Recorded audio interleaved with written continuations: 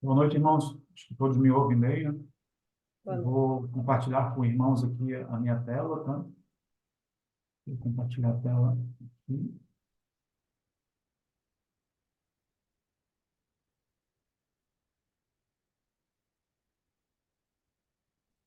Acho que todos estão vendo essa tela aqui, né? Tela escura aqui, né?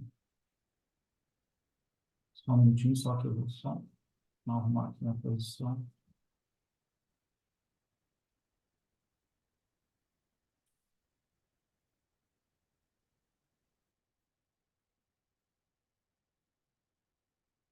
Então, irmãos, o tema que eu decidi trazer essa noite aqui, né, para os irmãos, né, que está nessa tela aqui, que eu vou colocar agora aqui, ó, aprendendo a estar contentes. Acho que todos estão vendo aqui esse trecho aqui, né? Só para mim ter certeza?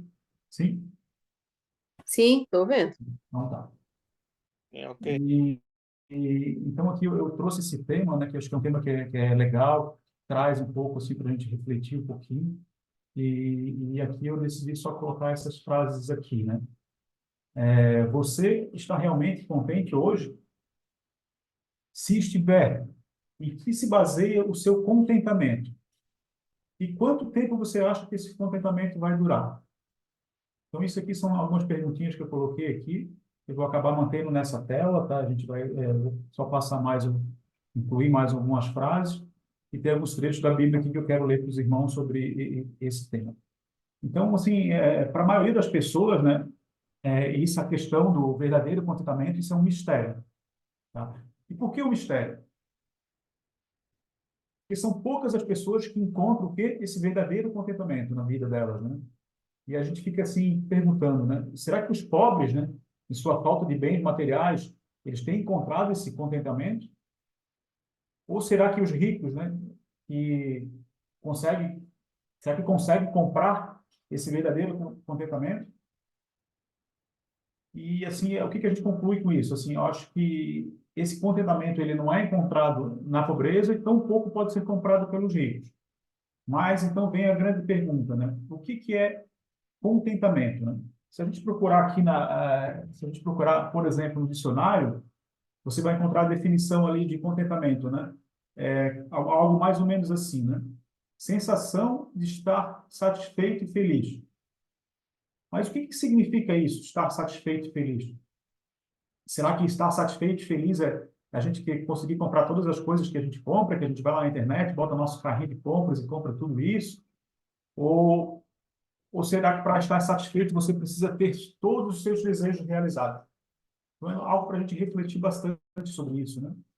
A gente vê muitas notícias, né, assim, noticiários, a gente vê entrevistas de pessoas realmente que têm doenças sérias, doenças crônicas, que têm vários tipos de problemas, e muitas vezes as pessoas são questionadas, às vezes, e aí, você é feliz, você não é feliz? E grande parte dessas pessoas, elas são felizes, elas veem felicidade em outras coisas.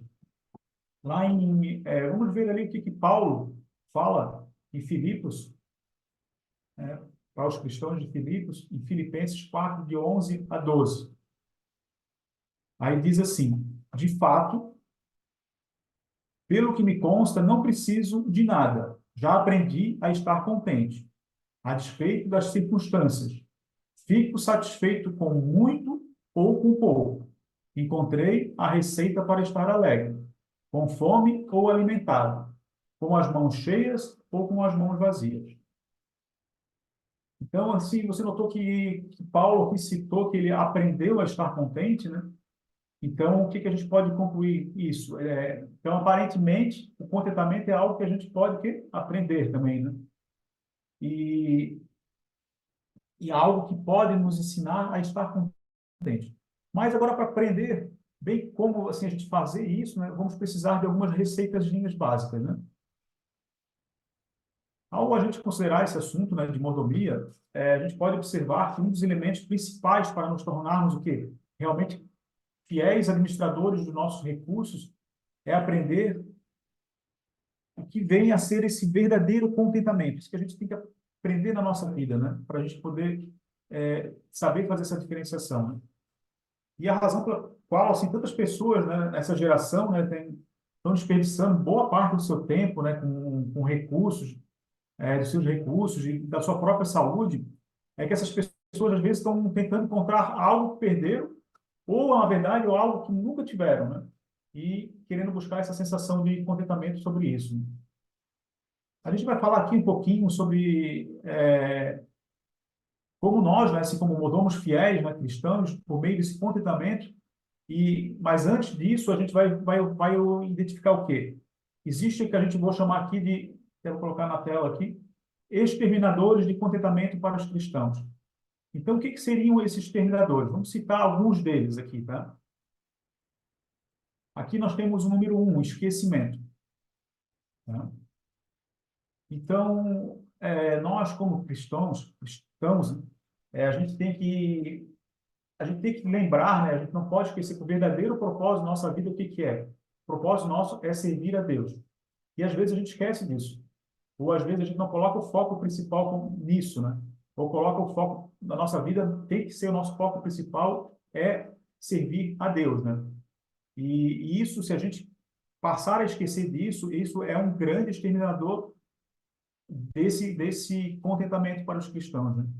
Lá no encontro de Jesus com o diabo no deserto, o que Satanás fez? Satanás tentou fazer com que Jesus esquecesse qual que era o verdadeiro propósito da vida dele aqui na Terra. Então, como é que ele disse lá? Tudo lhe darei se prostrado me adorar.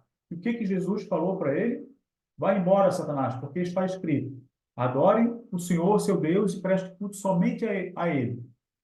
Então, o que a gente entende com isso? Que uma das armadilhas mais bem-sucedidas que Satanás faz e que ele vai conseguir realmente nos captar é quando ele faz acreditar que às vezes a gente precisa acompanhar tudo que acontece no mundo, sabe? Acompanhar as expectativas da nossa sociedade, para a gente realmente só encontrar o contentamento nessas coisas. E muitas vezes ele consegue fazer isso, que a gente fica muito preso a isso, né? A gente acha que o contentamento está nas coisas do mundo, né? E se a gente se prender a isso, isso é uma armadilha muito sutil de Satanás e ele vai nos captar. Aqui eu vou colocar agora qual é um outro exterminador aqui, o item 2, renunciar. Na sociedade de hoje, irmãos, não é normal fazer cortes ou renunciar a alguma coisa. E às vezes a gente fala assim, uma vez que a gente atinge um certo nível de renda, ou mesmo assim que a gente já tem uma habitual quantidade de gastos que a gente tem, hoje a sociedade nos coloca como, às vezes, um fracasso se de repente a gente tiver que mudar o nosso nível de vida, ou tiver que a gente baixar a nossa renda, e se chama isso de uma regressão, né? E a sociedade vê isso como algo muito, uma crítica forte, né? Só que muitas vezes essa regressão a gente precisa realmente pode acontecer na nossa vida uma situação dessa e a gente tem que entender que isso pode ser um exterminador de contentamento e a gente não deve deixar isso nos abalar. A gente vê a situação realmente de famílias, né, que às vezes quando mudam de patamar de vida ou quando de repente mudam a situação financeira, essas famílias às vezes elas mantêm esse nível, esse alto padrão. Isso faz com que aconteça o quê? Aconteça dívidas enormes, cartões de crédito exageradamente altos, para o quê? Para tentar manter esse padrão de vida. Então, isso é essa pessoa que não renunciou ao que ela tinha, né? Então, ela quer continuar naquele mesmo padrão porque a sociedade assim a coloca, né? E tem um trecho aqui de Lucas que eu vou ler para os irmãos, Lucas 12:15, tá? São palavras onde Jesus nos disse assim, né? Jesus nos adverte claramente: tenham cuidado e não se deixe dominar por qualquer tipo de avareza, porque a vida de uma pessoa não consiste na abundância dos bens que ela tem. Então, a gente tem que refletir nas palavras de Cristo, né? Então, o que ele diz ali? Que a vida de uma pessoa não consiste na abundância de bens que ela tem. Então, a gente tem que pensar bem nisso, né? Já falando de abundância, nosso outro item, aqui, ó, até coloquei uma figura aqui de consumismo, né, em relação a renunciar aqui embaixo, deve estar pequena, mas aqui é o que acontece hoje com o cidadão, né? O número 3 aqui é abundância. Então, se renúncia pode ser realmente um exterminador de contentamento, a abundância também pode. E na maioria das vezes, na maioria das advertências contidas na mensagem de Cristo, era dirigido o quê? Era dirigido mais para os ricos, não para os pobres. Às vezes a gente pensa assim, na pobreza é mostrado mais facilmente, né, as fragilidades, necessidades, desejo. Agora, já para os ricos, parece que os problemas são mais sutis, assim, posso dizer. Tem um trecho aqui, na nossa sociedade, hoje em dia, às vezes as nossas angústias, nossas ansiedades, nossas preocupações estão só relacionadas com a falta das coisas que a gente pode perder, né? Então, a gente acaba tendo muito isso em mente, né? O que eu posso perder, o que não posso perder. E isso acaba deixando a nossa vida muito... a gente acaba ficando muito ansioso com a situação. Tem um trecho que eu peguei aqui de uma reportagem aqui, e lá em 2004, a Organização Mundial de Saúde e a Escola de Medicina lá da Universidade de Harvard, eles divulgaram um estudo sobre os principais transtornos depressivos em 14 países. Os Estados Unidos, a gente tem como um dos lugares mais próximos do planeta, estava no topo dessa lista, com 9,6% da população afligido por vários tipos de transtornos bipolares, ou transtornos depressivos importantes, depressão crônica e, e assim por diante, né? Isso se a gente comparar com a taxa, como diz aqui na reportagem, que a taxa lá da Nigéria, que é 0,8%. Então, é um país mais pobre. E nesse mesmo artigo, né, ele relata, ele explica que essa alta da taxa de transtorno depressivo nos Estados Unidos como resultado da pressão de alcançar o sonho americano, o desejo de viver melhor do que os pais viveram e da necessidade de trabalhar duro para ganhar mais dinheiro. Então, às vezes, eles acabam introduzindo isso na pessoa, né? Essa necessidade esse sonho americano de viver melhor que os pais deles viveram, de trabalhar duro, que só pensar no dinheiro, no lucro. E assim, tinha uma reportagem também esse é o tal de um professor de política, tá? Que é o nome dele aqui, é Ronaldo Kessler, um professor de política da saúde da Escola de Medicina de Harvard. E ele é o principal pesquisador desse estudo que eu falei para os irmãos aqui agora. E ele diz o seguinte, ele diz assim, ó, diz que essa mentalidade americana prepara as pessoas para o fracasso e que tal mentalidade é mais proeminente nos Estados Unidos do que em outros países. Então, como que pode, né, irmãos, assim, essa mentalidade que esse americano tem e assim vai dissipando para o resto dos países também, leva a pessoa o quê? Engraçado o termo que eles usam, prepara a pessoa para o fracasso. Lá em Eclesiastes 5:10, a gente tem aqui o homem mais sábio e rico da história aprendeu essa lição de maneira mais difícil. Ele nos deixou o quê? Qual o conselho que está lá? Quem ama o dinheiro jamais se fartará de dinheiro. E quem ama a abundância nunca ficará satisfeito com o que ganha. Também isto é vaidade. Só vou repetir para os irmãos aqui novamente. Então, só, o que Cristo nos repassou? Né? Quem ama o dinheiro jamais se fartará do dinheiro. E quem ama a abundância nunca ficará satisfeito com o que ganha. Isso também é vaidade. Então, aqui nós vimos aqui eu só citei os três principais aqui, exterminadores de contentamento, né? Que são o esquecimento, a renúncia e a abundância. E agora a gente vai descobrir na Bíblia, né, os principais ingredientes de uma receita, né, para a gente aprender o que é o verdadeiro contentamento. E que elementos podemos incorporar em nossa vida. Então, é isso que eu vou colocar para os irmãos aqui, tá? Que elementos, então, que a gente pode colocar na nossa vida que poderão trazer esse contentamento ao nosso coração, né? Permitindo que a gente seja mais fiéis, né? E sejamos esses mordomos fiéis, né? Que é tudo que Deus nos confiou aos nossos cuidados, né? Aqui no número 1, tá aqui, viva uma vida piedosa e moderada.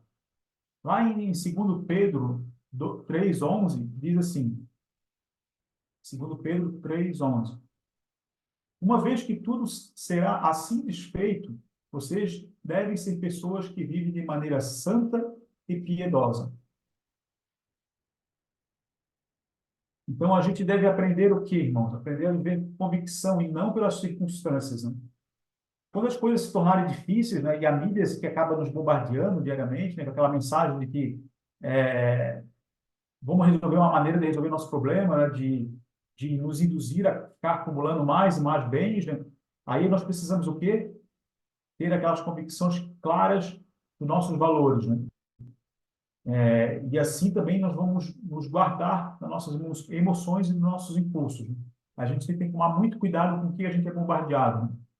Então, aqui, possamos viver uma vida piedosa e moderada, né? E só citando também, né, quando a gente aprende a viver assim com essa moderação, né, a gente também, em conjunto a isso, né, a gente também aprende o hábito de poupar, né, de economizar, né, e isso vai nos ajudar o quê? Para uma situação de emergência, né? Então, nós, como os cristãos, a gente tem que aprender também isso, ter essa moderação, e isso também se reflete também na nossa saúde. Até a foto que eu coloquei aqui embaixo, né, da gente ter esses bons hábitos, né, de guardar, de poupar, de nos alimentar bem, né, de preservar o nosso corpo, né? E, então, a gente precisa lembrar que Cristo quer que vivamos, que a gente viva bem. Cristo não quer que a gente viva mal, mas o que? A gente tem que viver com modéstia, né? E também a gente não tem que deve viver com oprimido, com dívida aqui e ali, e nem com problema de saúde. Então, Cristo nos pede para viver uma vida piedosa e moderada. Então, como sempre a gente fala, assim, tudo tem que ser no seu algo moderado, né? A gente nem pode ser muito nem muito pouco, né? A gente tem que moderar nas nossas atitudes, né? Para a gente poder ter esses elementos que a gente possa incorporar na nossa vida, né? No item 2 aqui, ó, estabeleça o hábito de dar. Então, lá em 1 Timóteo, tá, só vou trazer um versículo aqui, 1 Timóteo 6, 18 e 19, diz assim, ó, que eles façam bem, sejam ricos em boas obras, generosos em dar e prontos em repartir, ajuntando para si mesmo um tesouro que é sólido fundamento para o futuro, a fim de tomarem posse da verdadeira vida. Então, assim, como é importante essa questão de a gente doar, né? Isso se a gente for verificar quem faz doação, né? A gente vai ver muitas pessoas felizes. Essas pessoas geralmente doam, ou como a gente faz uma doação, a gente se sente muito bem, não é verdade, irmão? Isso é algo que a gente tem que praticar realmente como elemento que a gente tem que incorporar na nossa vida. Lá em João 3,16, é muito conhecido de todos nós, né? É esse versículo que fala, né? Que Deus amou o mundo de tal maneira que deu o seu Filho unigênito, né? Para que todo aquele que naquele crê não pereça, mas que tenha vida eterna. Então, Cristo, ele já deu o seu Filho para a gente, né? Olha o amor que Cristo tem, né? Então, a gente também tem que fazer, é, tem que doar, irmão. Aqui eu acho que riscou aqui a tela, não sei. Tá? Já um outro ponto, deixa eu só passar para o outro item aqui, desenvolva uma atitude de gratidão. Né? Eu vou ler também um trecho relacionado a esse pedaço aqui, que está em Lucas 3,14, e quando os soldados, na ocasião, perguntaram para João, né? E lá a situação ele diz assim, e nós, o que devemos fazer? Aí o que ele disse? Não sejam prepotentes, não façam denúncias falsas e contente-se com o salário que vocês recebem. Então, a gente aqui tem que desenvolver uma atitude de gratidão, irmãos. A gente não pode desenvolver uma atitude de gratidão se continuarmos a nos comparar um com os outros. Infelizmente, a nossa sociedade, ela nos ensina sempre ao quê? A estar competindo um com os outros. E a gente sempre acaba nos comparando com nós, com os vizinhos, e às vezes a gente é bombardeado disso, né? Se a gente liga um anúncio, se a gente vê um anúncio em algum lugar que está passando, na televisão, no outdoor, é uma comparação, é sempre um desfile de competição. O mundo acaba sendo assim, né? Este é o melhor carro, né? Aqui é a melhor empresa, produto é melhor que aquele. E, e só para concluir, eu tinha marcado aqui, a gratidão é um estado de espírito e não uma acumulação de bens. Então, que possamos guardar essa frase que eu copiei aqui, né? Acho bem importante, né? A gratidão é um estado de espírito e não uma acumulação de bens. Até que você possa realmente agradecer a Deus pelo que você tem, estar disposto a aceitar a provisão divina para a sua vida. E se não, o contentamento nunca será possível. Então, a gente tem que realmente agradecer a Deus pelo que a gente tem sempre, né? Não importa o que a gente tem, se é pouco, se é muito, a gente tem que estar disposto a aceitar o que Deus proveu para cada um de nós. 4 aqui, ó. Vou colocar para os irmãos. Confie nas promessas de Deus. Eu trouxe um texto também que fala sobre confiar aqui nas promessas de Deus. Onde é que estão as promessas de Deus? Estão nas Escrituras de Deus, né? E Hebreus 13:5 diz assim, ó, que a vida de vocês seja isenta de avareza. Contente-se com as coisas que você tem. Porque Deus disse, de maneira alguma deixarei você, nunca, jamais o abandonarei. Então, Deus faz as promessas para a gente tem que buscar na Bíblia Sagrada cumprir as Escrituras, ler, aprender. Tem um outro trecho que eu queria trazer para os irmãos, assim, eu acho que teve uma situação de um pastor, né, que ele estava enfrentando uma crise financeira no seu ministério, e ele estava bem complicado com as suas finanças, né? E, novamente, ele pegou e leu a Bíblia, e parou, leu, se ajoelhou, e, mais uma vez, ele foi lá, novamente, se ajoelhou e leu, e depois foi lá, olhou as suas finanças, e depois ele parou novamente, se ajoelhou, leu a Bíblia, e, novamente, foi olhar as suas finanças, e, de repente, a esposa dele veio e perguntou, e aí, como estamos? E ele, engraçado, ele com um sorriso no rosto, ele falou, né? Não, tenho apenas 27 centavos, mas todas as promessas de Deus, o que mais que eu preciso? Então, assim, ele não tinha dinheiro realmente, né? Mas ele tinha todas as promessas de Deus. Então, ele colocou na cabeça dele que ele não precisa de nada mais na vida dele. Isso a gente tem que fazer com que isso faça parte da nossa vida também. E o 5, para encerrar aqui, busque a Deus, né? Em João 14:8 diz assim, né? Senhor, mostra-me o Pai, e isso nos basta. Tem um trecho aqui também que eu coloquei, um dos discípulos de Jesus, Filipe, né, usou a frase que é uma das mais poderosas declarações sobre contentamento encontrado nas Escrituras. Está lá em Filipos, deixa eu ver onde é que está aqui.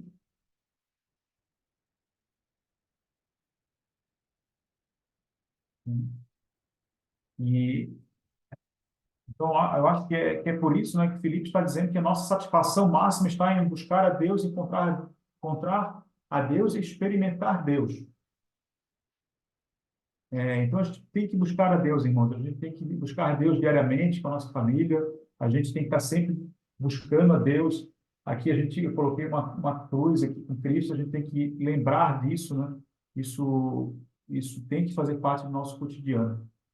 Lá em Jeremias 29, 13, 14, Jeremias nos dá uma promessa bem maravilhosa sobre a vinda do próprio Deus, né? Vocês me buscarão e me acharão. Quando me buscarem de todo o coração, serei achado por vocês, diz o Senhor. Isso está em Jeremias 29, 13 e 24. Então, Deus promete que se o buscarmos sinceramente, nós o quê? O encontraremos, né? E quando o encontrar, ele nos dará o quê? Contentamento genuíno, né? E a força para lidar com as mais difíceis provações. Então, se a gente pedir firmemente, se a gente entregar nosso coração a Cristo, ele vai nos dar esse contentamento genuíno que a gente só vai achar em Cristo, né? Nós começamos esse slide aqui, e eu mostrei para os irmãos Filipenses 4, de 11 e 12. E, propositalmente, eu não coloquei o versículo 13, né, que a gente vai colocar aqui agora, né? Que é o versículo que tudo posso naquele que me fortalece. Então, acho que isso é muito forte, né? Esse trecho de Filipenses 4, 13, que a gente tem que botar isso na nossa mente. A gente tudo pode naquele que me fortalece. E o verdadeiro contentamento, ele é nos concedido como uma dádiva divina, não pelo acúmulo de coisas, tá, irmão? Esse foi um trecho também que eu marquei. E eu queria encerrar com os irmãos aqui, que eu coloquei aqui um trecho que eu achei bem importante aqui, ó. A verdadeira paz e o verdadeiro contentamento são concedidos àquele cuja mente está firme no Senhor. Aqueles que confiam em Deus de todo o coração e de forma incondicional. Então, irmãos, Deus veio aqui nesse mundo, ele deu o seu filho, doou o seu filho para vir aqui, para nos dar essa esperança da vida eterna. E nós vamos sim encontrar a verdadeira paz se a gente estiver com a mente firme no Senhor, acreditando em Deus, com o nosso coração aberto a Ele mesmo. Eu espero que tenha conseguido trazer um pouco para os irmãos. Aqui eu coloquei apenas esse um slide hoje, mas só para a gente tentar focar nessa questão que a gente tudo pode naquele que nos fortalece e que a gente possa ser contente, né? Aprender a estar contente com as situações que a gente vive e colocando Deus sempre em primeiro lugar. Amém, irmãos? Amém. Amém. Obrigado, Marcos. Tem um texto em 1 Tessalonicenses 5, verso 18, da tradução que eu tenho aqui, diz assim: e sejam agradecidos a Deus em todas as ocasiões, porque esta é a vontade de Deus em Cristo Jesus para convosco. Então, a vontade de Deus, né, é que a gente esteja realmente satisfeito, contente e agradecido por tudo, né? Mesmo passando por dificuldades. Mas, como Paulo disse, né, ele aprendeu a viver contente em toda e qualquer situação, né? Na Se pobreza, Paulo aprendeu, a gente também pode aprender, né, gente? porque é pelo o Espírito Santo que vai nos transformando, né? Mas para isso a gente tem que querer e colocar em prática, né? Esse ser agradecido, e às vezes tem ocasiões que a pessoa passa por dificuldade, parece assim que agradecer por aquilo ali, mas é que Deus tem planos para nós. E muitas vezes Ele está só nos pulindo, né? Como uma pedra preciosa. E a gente tem que aprender a ser contente, mesmo assim, mesmo dentro daquelas situações, né? E isso a gente convive, a gente vê nas pessoas hoje uma certa dificuldade de buscar esse contentamento, né? A gente sempre ouve as pessoas mais reclamando do que agradecendo por ter as coisas. Só que nós como cristãos, né, a gente tem que pensar ao contrário, né? A É. gente está sempre agradecido por tudo, né? Acordou, a gente tem que agradecer, né? Eu sempre, ultimamente, tenho pensado muito nisso, né? A gente tem que agradecer pelo ar que a gente respira. A gente não tem que ser pessoas que reclamam da vida, né? Porque se a gente colocar esse lado da vida, a gente vai ficar muito igual a todo mundo, né? E o ser humano hoje acaba sendo assim, né? Induz a gente a estar reclamando de tudo, né? A estar vendo problemas e tudo, e isso só nos leva para baixo. Enquanto a gente tem que pensar ao contrário, né? Aprender com o que a gente aprende na Bíblia, né? E assim, ó, tem pessoas que, não sei se tem religião, eu tenho acompanhado um rapaz que é um adolescente, ele não tem os dois braços e não tem as duas pernas, só tem o tronco e a cabeça. E um pezinho ali colado no tronco, no pé direito. E ele está sempre sorrindo, ele dá até palestras, tudo, né? Porque ele nasceu assim. E ele disse, por que que eu vou deixar de ser feliz? Se Deus me deu vida, eu consigo nada. Tem Aí isso, ele tem, disse, tem a situação desse rapaz, eu acho que o nome dele me falhou a memória, mas eu acho que tem um que é canadense e tem um que é um brasileiro hoje também que tem uma entrevista com ele que tem os mesmos problemas, né? Sem os braços e também aí perguntou várias coisas para ele, né? ele é Então, bem louco. Aí ele dizendo que tem pessoas, você tem dois braços, duas pernas, você não depende de alguém para vestir a sua roupa, você não depende de alguém para limpar você, você não depende de ninguém para dar comida na sua boca, né? E às vezes você tem tudo isso e não é feliz. Aí ele dizendo, eu sou feliz, né? Porque ele tem vida, ele consegue nadar, ele aprendeu algumas coisas que ele antes achava que nunca ia conseguir. Então, às vezes, a gente tem tudo e Deus pede que a gente seja agradecido, né? Seja contente, satisfeito com o que a gente tem.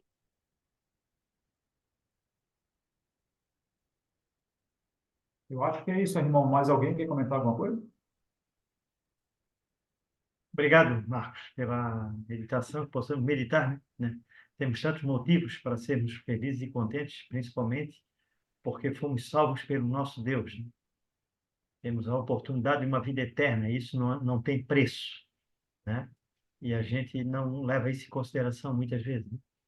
Quer buscar a felicidade nas coisas desse mundo, que são tão passageiras e, e falhas, né? A gente não sabe nunca o dia do amanhã. Tem gente, eu vejo pessoas falarem que acham que o dinheiro traz felicidade. Muita gente pensa isso, né? E é uma ilusão, né? Se o dinheiro pudesse comprar felicidade, não existia rico que fosse infeliz, né? E tem rico que se suicida que se mata, que tem uma vida miserável, aí, como muitos aí acontece, que não consegue ter felicidade, porque não consegue amar, não consegue ter uma vida tranquila. E tem gente que se ilude com isso, né? Que acha que tudo tem que ser na base de poder aquisitivo, né? Tudo tem que ter dinheiro, tem que ter luxo. E, e a Bíblia deixa bem claro que o próprio Salomão diz que tudo isso é correr atrás do vento.